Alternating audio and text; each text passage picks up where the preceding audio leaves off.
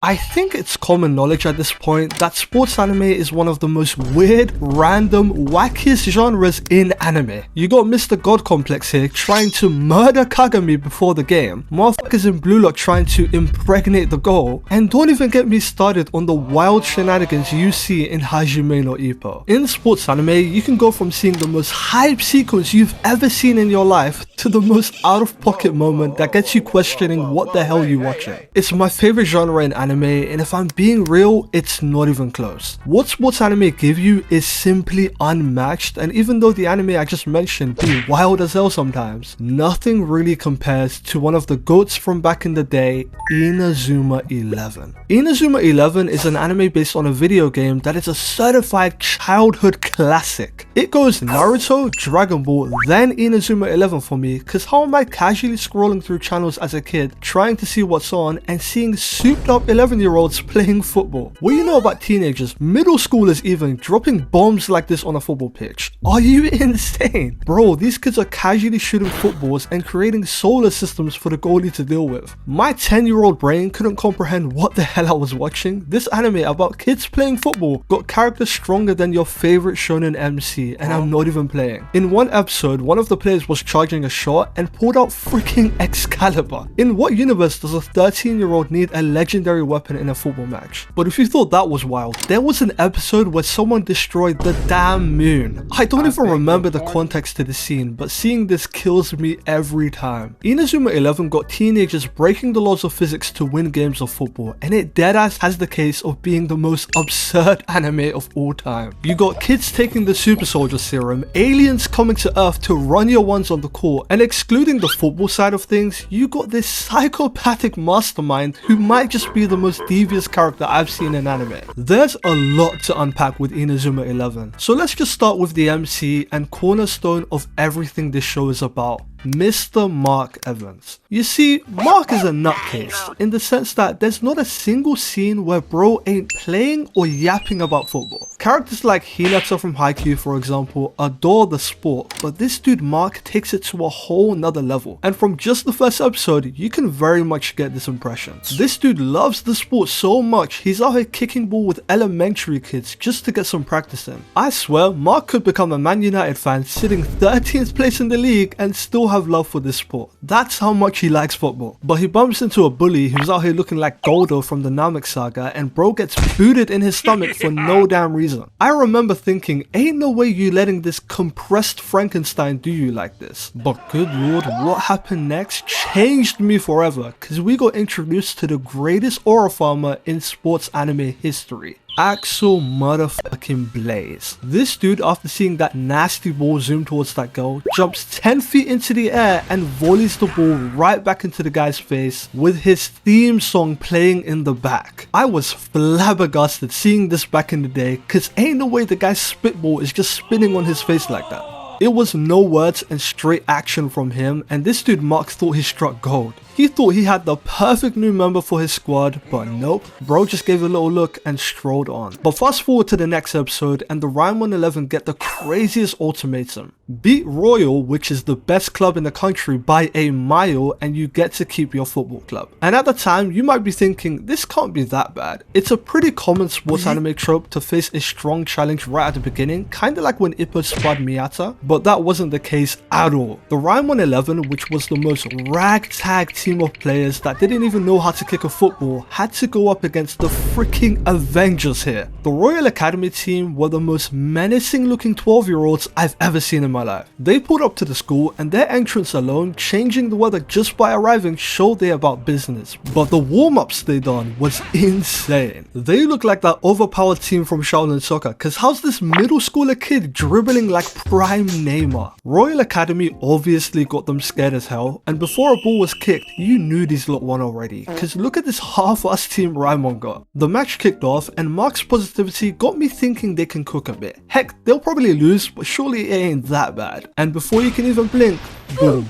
1-0 Royal. Dude shot from the damn halfway line and got it in. I thought these lot were gonna pass it around, tiki-taka 1-2, but nah. They said we ain't got time for that and blasted it into the net. This was so rude, and the fact that Mark couldn't contain it and got smacked into the goal made it even worse. This was middle schoolers going against prime Real Madrid, and it was such a mismatch. Look at bro's reaction to the goal. He couldn't believe his very eyes, and man, Raimon got cooked all game. To be honest, saying they got cooked is generous, cause 10-0 at halftime is diabolical work. The scoreline kept going up from here, with players giving up one by one, and you can't even blame them, cause look at what they're doing to the captain. Mark was getting ragdolled in 4K, but just when you thought it was over, the GOAT himself, Axel Blaze, enters the pitch. Royal Academy was waiting patiently for this dude to show up, and his entrance was the definition of instant impact. Seeing Mark not give up at 20 goals to nothing just moved bro on a personal level, so he stepped in, and no glaze, but he's got a top 3 style in sports anime. Hell, it might even be number 1. The number 10, the collar up, the orange socks. This is unprecedented levels of drip, and the fact that his name is Axel Blaze as well is insane. That's like the fastest man in history being called Usain Bolt type crazy, and moments after stepping in, he already looks like the best player there is. Mark and him got that instant connection already, so he's on the move waiting for the pass, and Royal starts getting active as well, unleashing their death zone special, but finally, Mark gets a save off with one of the most iconic moves in all of freaking anime.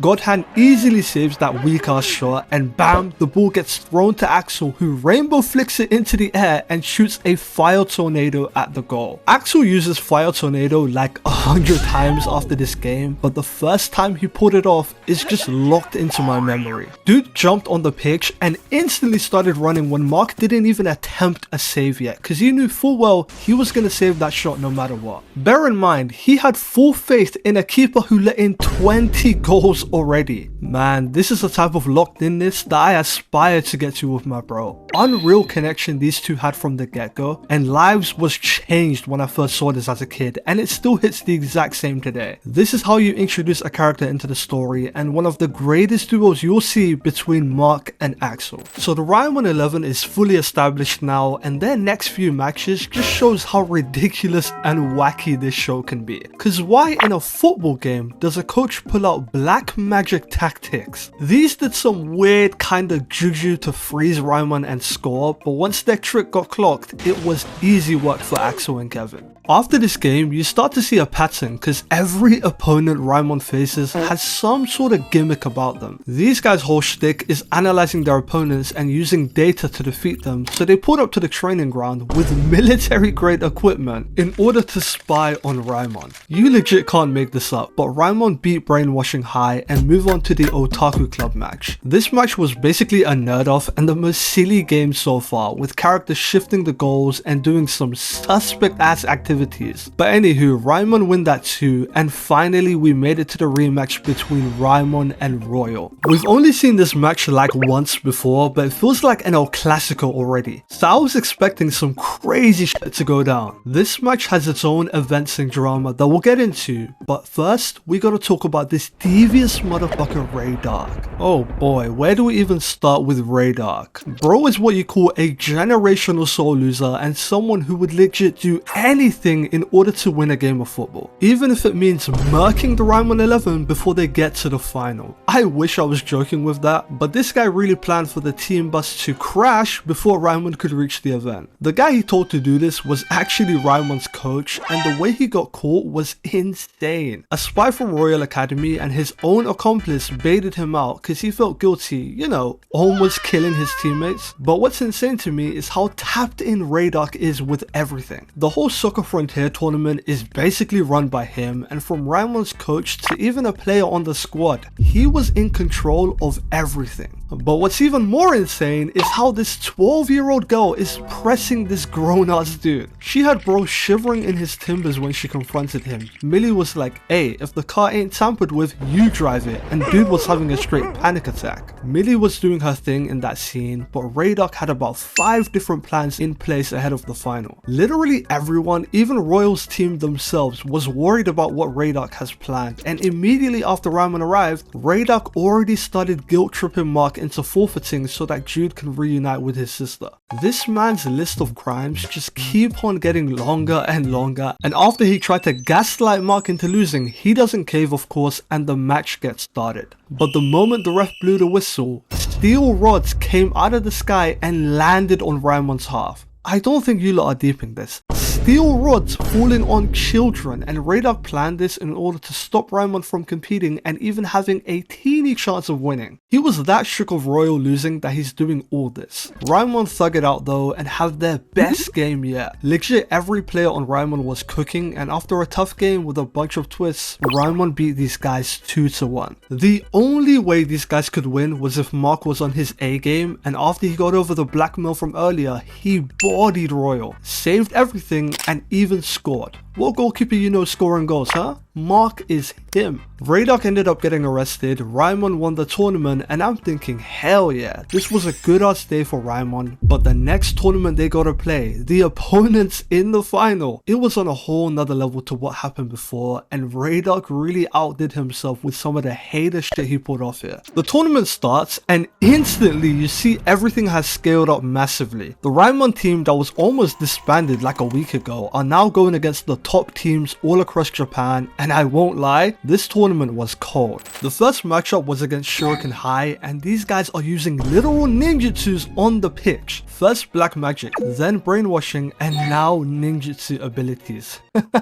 You legit can't make this up. This tournament had some drama and great highlights all around, like Eric, the football genius from America, coming back from the dead and joining Raimon, Axel dunking on his old clubmates that were looking like the cast from Chup Sucky Chucks, and overall it was all pretty neat. But there's one specific event that we just gotta talk about. Alright, look, I know I called Axel the greatest aura farmer earlier in the vid, but I might just have to scratch that, cause Jude was going crazy in this scene. So Jude joins Raimon to get revenge on Zeus Junior, and his surprise entry was wild. He pulls up to the squad late as hell with the craziest fit you can imagine, wearing his cape from Royal Academy but blue this time. Bro did not need to walk out so dramatic like that as well. The damn game almost got cancelled just cause bro wanted to aura farm for a bit. He was in his Piccolo bag for a minute, doing the most unnecessary move for some aura points. But to be fair to him, his entry definitely matched his impact on the squad, cause Raimon desperately needed a midfielder like him on the team. It's cool and all having super strikers and the craziest special moves, but you gotta have some tactics in there, and Jude was so perfect for that. Plot wise as well, it makes perfect sense for him to join since he's got unfinished business with Zeus, and plus he's like the most Raimon coded player ever after Mark and Axel, so I didn't mind him joining at all. He's not like Raydock, who surprise surprise was being a complete menace again. I think I have this love-hate relationship with Raydock as a character, cause on the one hand he does the most messed up things possible, and on the other hand he's so much of a hater that you just gotta respect him at this point. Raydock is just the perfect character for stirring the plot when you need to, and before the final between Zeus and Raimon, he was getting into some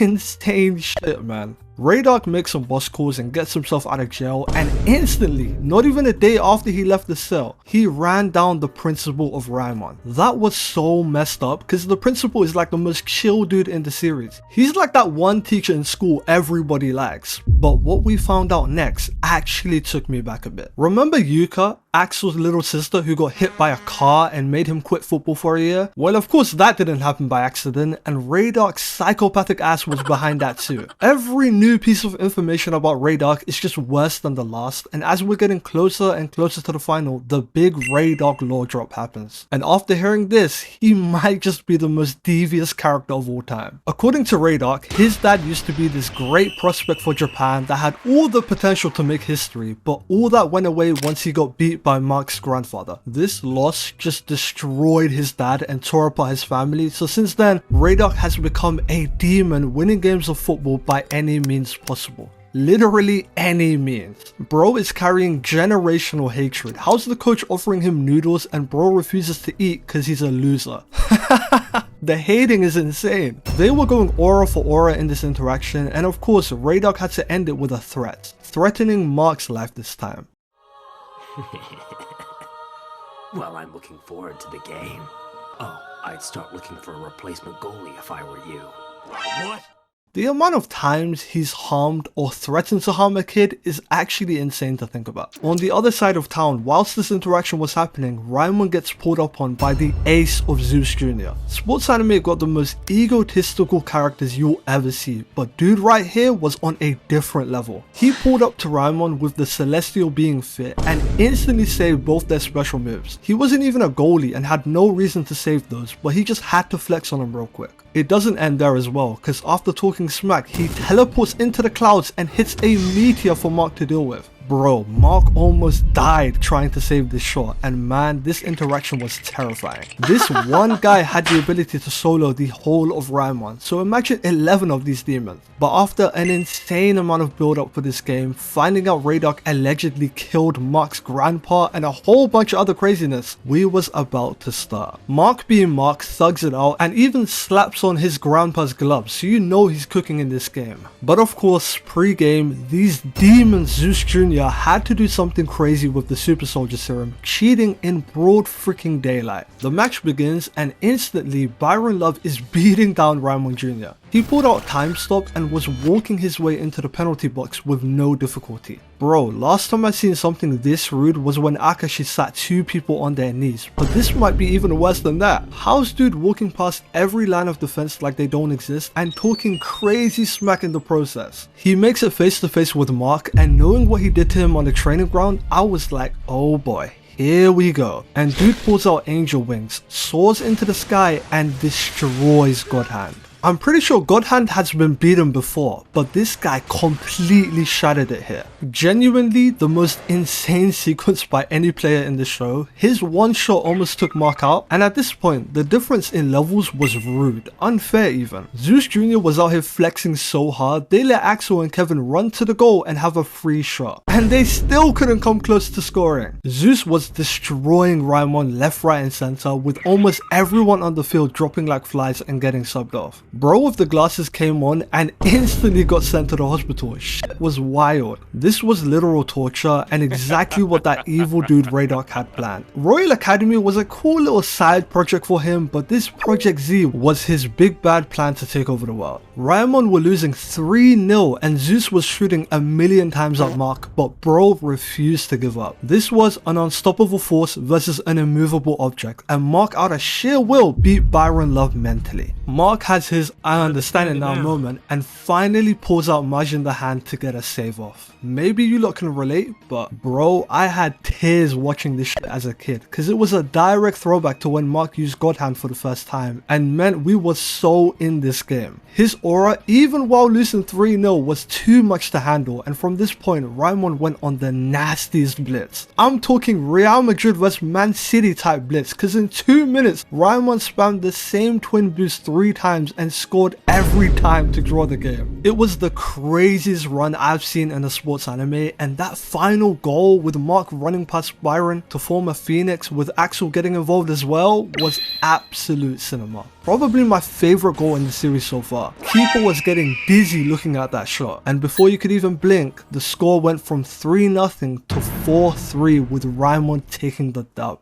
Honestly, this was an incredible finale. The build up and the training the team went through, coupled with the intensity of the game, made this such a good match overall. Byron Love was talking all that smack just for Mark to take his chain and win the tournament. Oh yeah, and finally, after escaping time and time again, this hating ass dude Raydog got beat and arrested. What a day this was for Raimon, who won the tournament after all them long years. Mark did it in his grandfather's gloves too, just to show some respect to the the OG. Inazuma 11 is by far the most weird and wacky sports anime I've seen, but the love I have for the series is simply unmatched. Even though a lot of my appreciation for it comes from nostalgia, because I literally grew up adoring the show, the overall quality looking back on it now when I'm older is genuinely so good. The animation quality is top tier, especially for its time. The soundtrack is absolutely fire, and don't be sleeping on the writing for this series as well. The subtle little callbacks they do to things that happened in the past, Mark and Byron's dynamic, which is my personal favorite in the series, Raydark as a villain. Look, you either get it or you don't, but Inazuma's storyline is surprisingly well crafted for how much wacky things happen in the series. Talking about wacky though, the dubbed voice acting is overall pretty good, but some of the names genuinely kill me. In the Japanese dub, the goalkeeper for Zeus is called Poseidon, which is a pretty standard name, but tell me why the English dub called him